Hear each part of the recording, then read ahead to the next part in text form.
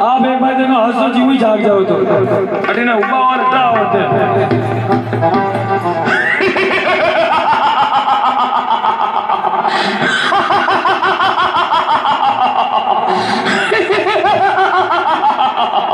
ये तो सवाल नहीं जगता है और ही कोई उपाय करना होगा। हाँ डोल बजाएंगे।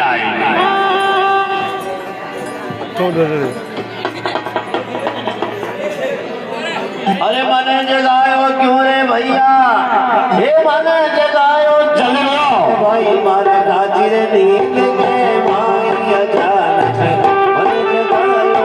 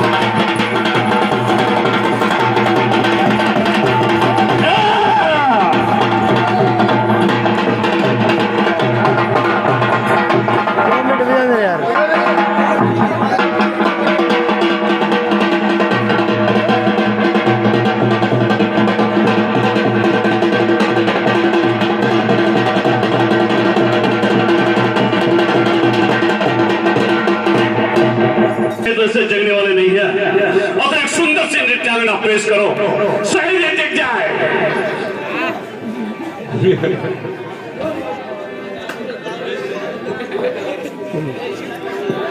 महाराज मन में ये तो होता देख क्या नृत्यांगना अरे जग जाएंगे। मारा गाजी रे नींद के भाई अचानक नृत्यांगना एक सुंदर सा नाच दिखाओ जिसकी आवाज से शहर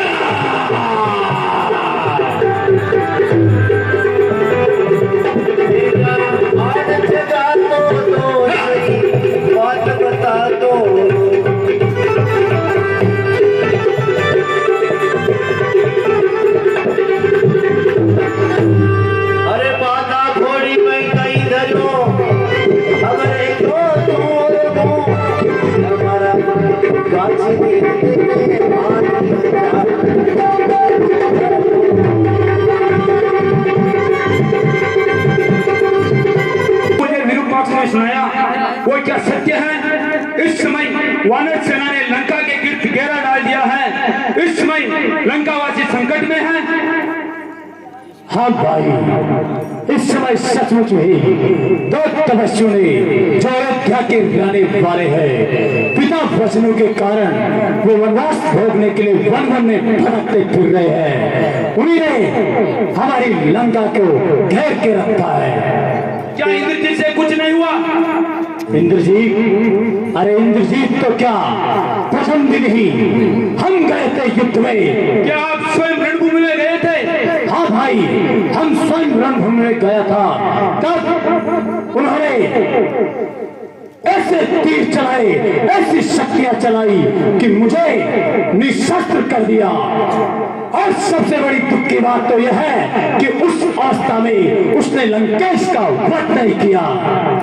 तीनों लोगों का विजेता रावण, जिसे के आगे शस्त्रहीन, सुरहीन और मानहीन होकर रह गया, उस पर भी आपने इस बात पर ध्यान नहीं दिया कि वास्तव में श्री राम कौन है। कुंभकर्ण, उस तपस्वी को केवल राम कहो, श्री लगाकर संबोधन मत करो। आंखें बंद करने से सूर्य का प्रकाश लोप नहीं हो जाता। जो तीनों लोगों के स्वामी हैं, स्वयं श्रीमान नारायण हैं, उन्हें श्री राम ही कहना पड़ेगा। भैया आप शायद ये भूल गए, श्री राम से कई पीढ़ियां पहले विश्वास वंश के राजा ने आपको श्राप दिया था। जब स्वयं श्रीमान नारायण हमारे कुल में उतार लेंगे, तब उसी नर रूप में आपका विनाश करेंगे। भैया नारद की बात भी भूल गए, जो नारद ने मुझे बताई थी कि विष्णु ने राक्षसों का नाश करने के लिए राजा अयोध्या को दशरथ के घर जन्म लिया है। भैया ब्रह्मा की बात भी भूल गए, फिर भी आपने महारानी सीता का हरण कर लाए, जो स्वयं लक्ष्मी का अवतार है। हाँ भैया, हमने अपनी बहन का बदला लिया है। भले ही मान लिया वो नारायण है, लेकिन जब अपनी बहन की कोई नाक कान काट डाले तो उसको हम क्या किया जाए उसके साथ फिर? हाँ, तो उस कार्य को वीरों की बाती करते, ना कि चोरों की बाती। एक स्त्री का हरण करके क्या आपका मस्तक गौरव से ऊंचा हो गया है? सुर्पणखा मेरी भी तो बहन थी। आज मुझे जिस प्रकार उठाया है, उस दिन यह हीन कार्य करने से पहले मुझको जगाता तो मैं आपको बताता कि प्रतिशोध कैसे लिया जाता है। राजा के लिए उचित ही नहीं, यह आवश्यक भी है वो हर महत्वपूर्ण कार्य अपने परम विद्वान और परमेश्वर से हितैषी मंत्रों के परामर्श ही करे, ना कि राजा को ऐसे स्वार्थी और ऐसी चापलूसी बातों की मंत्रों में नहीं बचना चाहिए, जो अपने निजी स्वार्थ के लिए राजा के साथ साथ अपने देश को भी शत्रु के हाथों बेच सकते हैं। ऐसे ही मंत्रों के लिए शास्त्र कहता है, विनाश्यन्तो भर्तारं सहिताः कार शत्रु विरोधे विप्रतानि कृत्यानि कार्यहीन मंत्रणा दान पत्ता मित्र संकसान अमित्राणि मंत्र निर्णय व्यवहार ही जानियो उपमानो उपसहिता खाकर। माना कि अहंकार के मद में हमने उस नारायण को नहीं पहचाना, माना कि अपने अभिमान के इस ज्वालामुखी के जैसे मेरे जो बाल खून में आ रहा था, उसके जोश में मैंने सीता का हरण कर लिया। लेकिन इन सब बातों से इतिहास पीछे नहीं मुड़ जाएगा। इतिहास यही करेगा कि लंकेश उन वन भटकने वाले तो बच्चों से डर गया, जो अपने जो कीर्ति कमाई थी उसको उसके चरणों में मिटा दिया। नीति कहती है पुरुष को धर्म, अर्थ और काम का सेवन उचित समय पर करना चाहिए। जैसे प्रातः काल धर्म का, मध्याह्न काल में अर्थ सेवन का और रात्रि में काम सेवन का विधान है। इन तीनों में से भी धर्म श्रेष्ठ है। जहाँ अर्थ और काम का सेवन धर्म विरुद्ध हो, वह उन दोनों की उपेक्षा करके धर्म के अनुसार ही चलना चाहिए। आपने सीता का हरण करते समय धर्म और अधर्म की बात नहीं सुनी, मंदोदरी भाभी और विभीषण की नीति और धर्म युक्त बात नहीं सुनी। आपने अपनी काम वासना की पूर्ति का बहाना ढूंढा है। इसी का यह फल है जो आज सारे लंकावासी भोग रहे हैं। जो लंकावासी भोग रहे हैं और जो पहले वैभव भोगा था, वो भी लंकेश की मेहरबानी है। आज लंकेश के ऊपर विपरा आई है। एक भाई उसको संदेश देता है गुरु की भांति, जो स्वयं तीन चारों वेदों का ज्ञाता है, उसको ज्ञान कहता है। तो लंकेश जीते जी अपने सर को नहीं झुका सकता है और लंकेश का युद्ध स्वयं अकेला जीत सकता है लंकेश। इसलिए जान वाली में सोच रहे हो तुम भी, विभीषण की तरह गद्दार निकले तुम भी। अरे तेरा धर्म बनता है, तुम एक लंका के वासी हो, एक लंका के वासी के राजा के सगे भाई हो। क्या तुम्हारा यह धर्म नहीं बनता है कि संकट के समय लंका और अपने देश की सहायता करे, इस प्रकार शिक्षा न दे? भैया आपने मुझे ठीक प्रकार से समझा नहीं। मैंने जो कहा वो एक सच्चा हितैषी होने के नाते कहा, वो मेरा अधिकार भी था और कर्तव्य भी। इस समय मुझे क्या करना है इसके बारे में ना तो मेरे मन में शंका है और ना मेरे पद पर अंधकार। मैं तो छोटा भाई हूँ, छोटे भाई का एक ही धर्म होता है, जब तक जीवित है तब तक बड़े भाई को कोई भी कष्ट नहीं होना चाहिए। छोटा भाई मित्र भी है और सेवक भी। वाह कुंभकर्ण वाह, भाई हो तो सहोदर तुम जैसा है भाई। आज ये लंकेश तुम्हें विजय श्री का आशीर्वाद देता है कि जाओ और लंका में रामादल में कोहराम मचा दो। भैया अब आप युद्ध की चिंता भूल जाइए। मैं आपको वचन देता हूँ सूर्यास्त होने से पहले वनवासी राजकुमारों के मस्तक गली के लंका की गली कूचे में से गेंद की बाती लड़वाता हुआ लेकर आऊंगा। जिनके इस युद्ध में पहले संबंधी मारे गए वो भी एक ठोकर मार सके। वो भाई जाओ कि शीघ्र और युद्ध को निर्णायक मोड़ पर लेकर आओ। कुंभकर्ण दूर मत रण रंगा, अरे चला दुर्ग पद से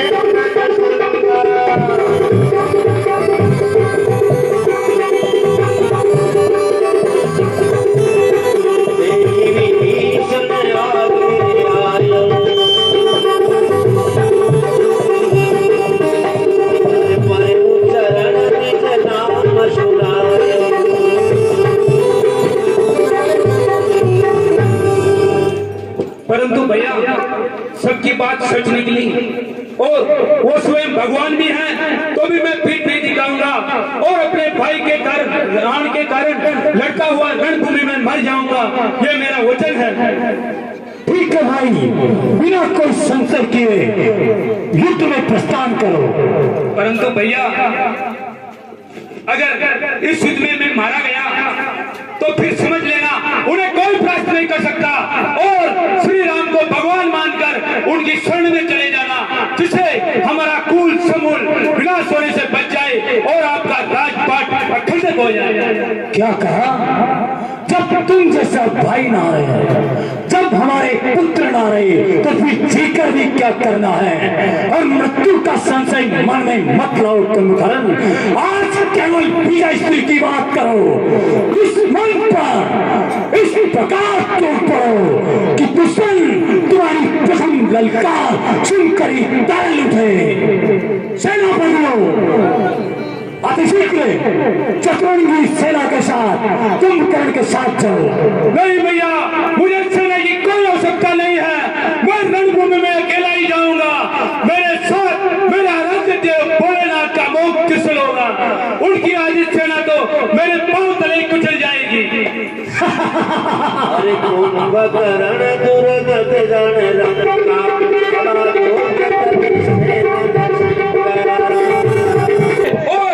आज्ञा दीजिए कि मेरे कारण आपका सिर और बढ़े।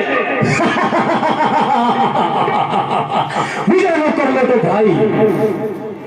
10 रुपए। अरे पारे चरण निज नाम सुनायो, अनुज उठाए हृदय कई ओलायो, रघुपति भक्त जान मन भायो। भ्राताश्री को विभीषण का प्रणाम। विभीषण तुम?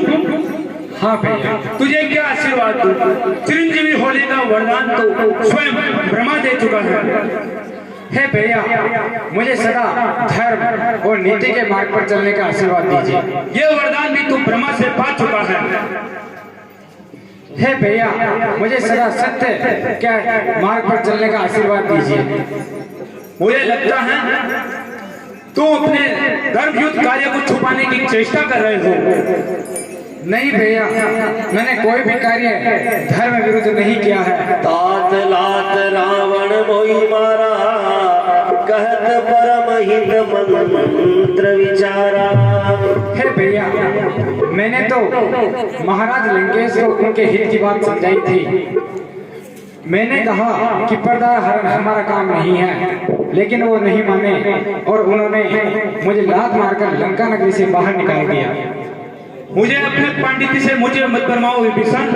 तुम अच्छे प्रकार जानते हो जीवन में कई बार वह अवसर आता है जिसे धर्म संकट का समय कहते हैं, जब यह निर्णय करना कठिन हो जाता है कि प्राणी का क्या धर्म है, क्या कर्तव्य है। ऐसे अवसर पर हर प्राणी अपने संस्कारों के अनुसार ही अपने धर्म का निश्चय करता है। जैसे तुमने अपने भाई, अपने कुल और अपने देश को त्याग नहीं अपना धर्म समझा, और मैंने भाई, कुल और देश के लिए प्राण न्यौछावर करना ही अपना धर्म समझा। नहीं भैया, मैंने अपने भाई को नहीं त्यागा। मुझे मेरे भाई ने बड़ी सभा में ठोकरे मारकर अपमानित करके बाहर निकाल दिया। विभीषण, यदि शरीर में कोई दोष, कोई रोग भी आ जाए तो अपनी पूजा, अपने शरीर का त्याग नहीं कर देती। अरे भाई भाई की पूजा होता है, तूने भैया से अलग होकर भैया की एक पूजा काट दी। अगर इस युद्ध में पराजय हुई तो इस पराजय का कारण तुम होगा, तुम। नहीं भ्राताश्री, मैं उनके पराजय की नहीं, उनके विजय की बात समझा रहा था। मैं उन्हें समझा रहा था कि श्री राम से विरोध त्याग कर वह उनसे संधि कर ले, और इस समय यह संदेश मैं आपके समक्ष भी लेकर आया हूँ। हे भ्राताश्री, अगर आप प्रभु श्री राम से संधि कर ले तो हो सकता है कि भैया लंकेश मान जाए और ये जो लंका का विनाश है वो रुक जाए।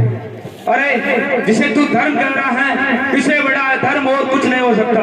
आने वाली पीढ़ी तुझे कितना ही बड़ा धर्मात्मा और राम भक्त को न माने, लेकिन अपने देश, अपने कुल और अपने घर से विश्वासघात करके कभी तुझे सम्मान की दृष्टि से नहीं देखा जाएगा। अरे जिनसे तुम मित्रता की, उनके आचरण से कुछ शिक्षा लेता, भाई के लिए व्रत का त्याग को देखा होता, भाई के लिए लक्ष्मण की सेवा और समर्पण से शिक्षा लेता, तो अपने चरित्र पर यह कलंक कभी ना लगाता विभीषण। हे भैया, लक्ष्मण और भरत के चरण चिन्हों पर चलने के लिए श्री राम जैसे मर्यादा पुरुषोत्तम भाई भी होना चाहिए। अरे अच्छे के साथ तो सभी अच्छे रहते हैं, फिर भाई और भाई का रिश्ता क्या विभीषण? क्या इस युद्ध में भैया अकेले ही मर जाएंगे? उसके साथ मरने वाला और कोई भाई नहीं होगा।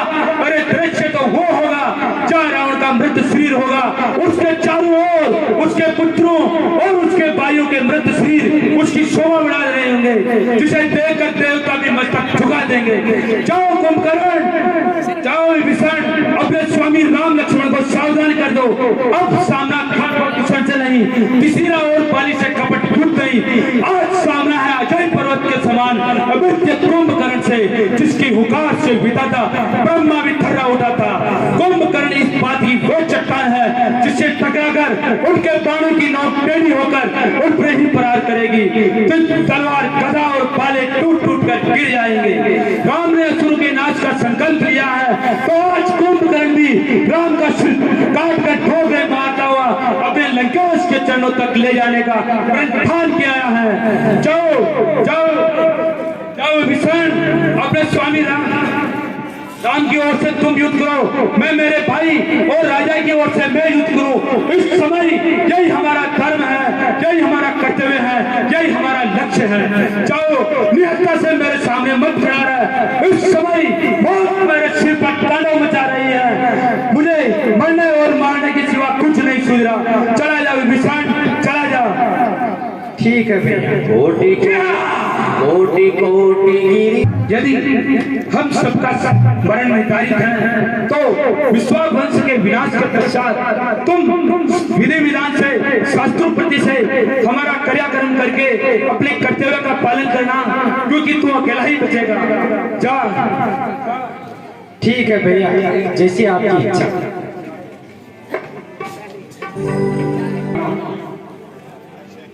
ठीक है विभीषण राज, जब बुद्धि निवर उल्टी होती है तो मत के जल में बह जाती है। पापों ने अंधा किया उन्हें, इसलिए उनका अंतिम दिन आने वाला है। हे प्रिय भगवंत, मानस जामवंत, हे महाराज सुग्रीव, ये विशाल काय है और इस समय मैं स्वयं युद्ध में जाऊंगा। मैं तुम्हारे किसी के भी प्राण संकट में नहीं डालना चाहता हूँ, इसलिए मैं स्वयं युद्ध में जाऊंगा और दुष्ट को मार के आऊंगा।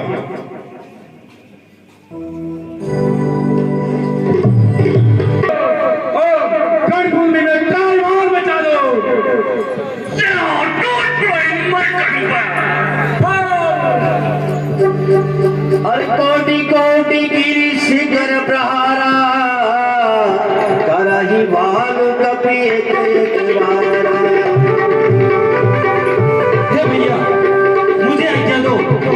देखता हूँ उस दुष्ट से अभी मार क्या।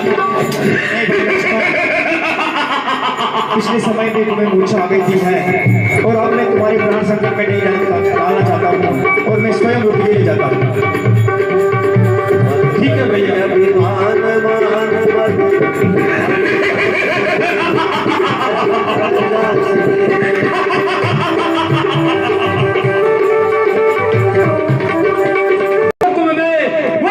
दिखलाना फिर कभी समय नहीं आएगा, सब ताकत अपनी आजमाना। अरे तब मारुत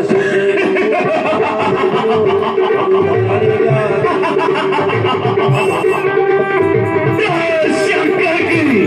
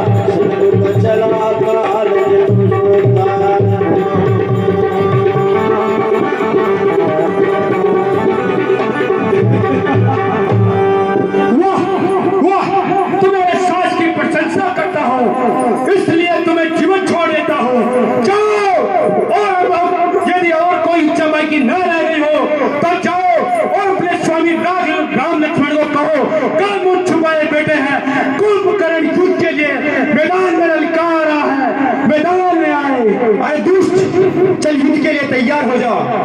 अयोध्या नरेश राम तुझे युद्ध के लिए ललकारता है। वाह, क्या तुम ही अवधपति हो, क्या तुम ही रघुकुल नंदन हो, रावण से रण करने वाले, क्या तुम ही जानकी जीवन हो। यह नीलामुझ समझ रघुमती उतरने योग्य नहीं, और राम तुम्हारी मधुर मूर्ति देख सचमुच वध करने योग्य नहीं। अरे युद्ध का पता जब निर्णय होता है उस समय पता चलता है, बातों से कोई कुछ कार्य नहीं होता है। युद्ध करने आए हो तो केवल युद्ध ही अपना लक्ष्य होता है। अरे रामसेन निज पाछे चले सको महाबलशाली।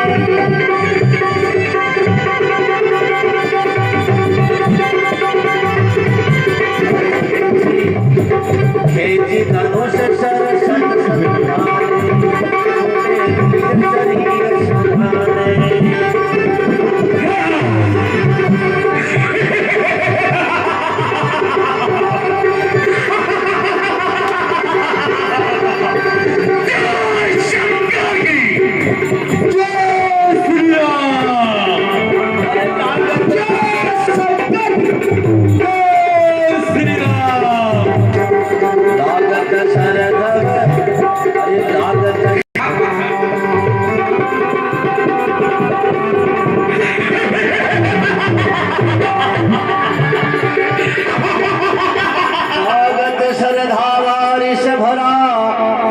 उधर डगमग ढोल की धरा।